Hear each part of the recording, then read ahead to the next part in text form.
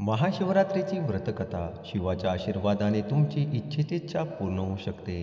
एकदा पार्वतीने परमेश्वर शिवशंकरांना विचारले, असे कोणते श्रेष्ठ तसेच सरळ व्रतपूजन आहे ज्यामुळे मृत्यूलोकातील प्राण्यांना तुमची कृपा प्राप्त होईल. उत्तरादाखल शंकराने पार्वतीला शिवरात्रीच्या व्रताची कथा सांगितली. एका गावात एक शिकारी राहत होता. मुख्या जनावरांची हत्या करून तो आपल्या कुटुंबाचे पालनपोषण करीत असे. तो सावकाराचा कर्जदार होता. त्याने त्याचे कर्ज वेळेवर चुकले नव्हते. त्यामुळे संतापून सावकाराने शिकारीला शिवमठात कैदी बनविले. योगायोगाने त्याच दिवशी शिवरात्र होती. शिकारी ध्यानमग्न होऊन शिवासंबंधित धार्मिक गोष्टी ऐकत राहिला. चतुर्दशीला त्याने शिवरात्रीची कथाही ऐकली. सायंकाळी सावकाराने त्याला जवळ बोलावून कर्ज फेडण्याविषयी विचारले. शिकारी दुसऱ्या दिवशी सर्व कर्ज फेडेन असे वचन देऊन कैदेतून सुटला. आपल्या दिनचर्येप्रमाणे तो जंगलात शिकारीसाठी निघाला. पण दिवसभर कैदेत राहिल्यामुळे तो तहानभुकेने व्याकुळ झाला होता. शिकार करण्यासाठी तो तलावाकाठच्या बेलपत्राच्या झाडावर मचाण बांधू लागला. बेलवृक्षाच्या खाली बेलपत्राने झाकले गेलेले शिवलिंग होते. शिकाऱ्याला मात्र हे माहीत नव्हते. मचाण बनविताना त्याने ज्या फांद्या तोडल्या त्या योगायोगाने शिवलिंगावर पडल्या. याप्रमाणे दिवसभर उपाशी असलेल्या शिकाऱ्याचे व्रतही झाले आणि त्याच्या करवी शिवलिंगावर बेलपत्रही वाहिले गेले. एका प्रहरानंतर एक गर्भिणी हरणी तलावावर पाणी पिण्यासाठी पोहोचली. शिकाऱ्याने आपल्या धनुष्याने तिच्यावर नेम साधलाच होता. तितक्यात ती हरणी बोलली, मी गर्भिणी आहे. तू एकाच वेळी 2 जीवाची हत्या करशील, हे योग्य नाही. मी आपल्या पिल्लाला जन्म देऊन लवकरच तुझ्यासमोर येईन, तेव्हा तू मला मार.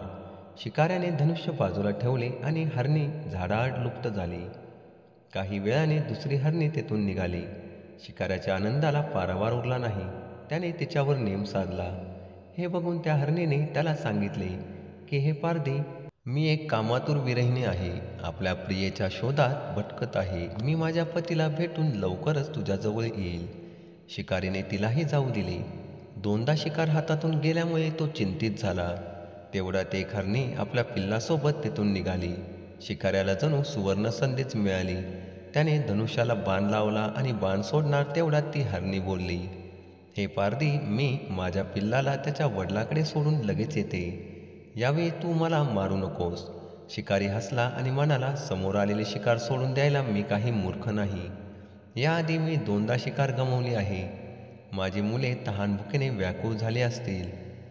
उत्तरादाखल हरणी म्हणाली, जसे तुला आपल्या मुलांची काळजी वाटते आहे तशीच मलाही वाटत आहे. त्यामुळे मी फक्त काही काळ तुझ्याकडून जीवनदान मागत आहे. माझ्यावर विश्वास ठेव, मी लगेच परत येईन. हरणीचा तो व्याकुळ स्वर ऐकून शिकाऱ्याला तिची दया आली. त्याने तिलाही जाऊ दिले. शिकार न मिळाल्यामुळं तो बेलाच्या झाडावर बसून बेलपत्र तोडत खाली फेकत होता. काही वेळाने एक दष्टपुष्ट मृग त्या रस्त्यावरून जात होता. आता या मृगाची नक्कीच शिकार करावी असा विचार केला.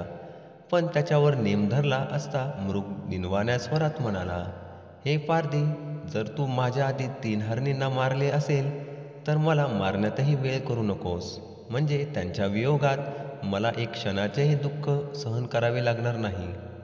मी त्यांचा पती आहे आणि जर तू त्यांना जीवनदान दिले असेल तर मला काही क्षणासाठी जीवनदान देण्याची कृपा कर. मी त्यांना भेटून तुझ्यासमोर हजर होईल. मृगाचे बोलणे ऐकून शिकाऱ्याच्या डोळ्यासमोरून संपूर्ण रात्रीची घटना चक्र आली. त्याने सर्व कथा मृगाला ऐकवली. तेव्हा मृगाने सांगितले, माझ्या 3ही पत्नी येथून वचनबद्ध होऊन गेल्या आहेत. मात्र त्या माझ्या मृत्यूनंतर आपल्या धर्माचे पालन करू शकणार नाहीत. त्यामुळे तू मला आता जाऊ दे. मी त्यांच्या समवेत तुझ्यासमोर हजर होतो. उपवास, रात्रीचे जागरण तसेच शिवलिंगावर बेलपत्र चढविल्यामुळे शिकारीच्या हिंसक हृदयाचे निर्मल हृदयात परिवर्तन झाले होते. धनुष्य त्याच्या हातातून निसटले. शिवाने त्याच्या हृदयात बदल घडवून आणला.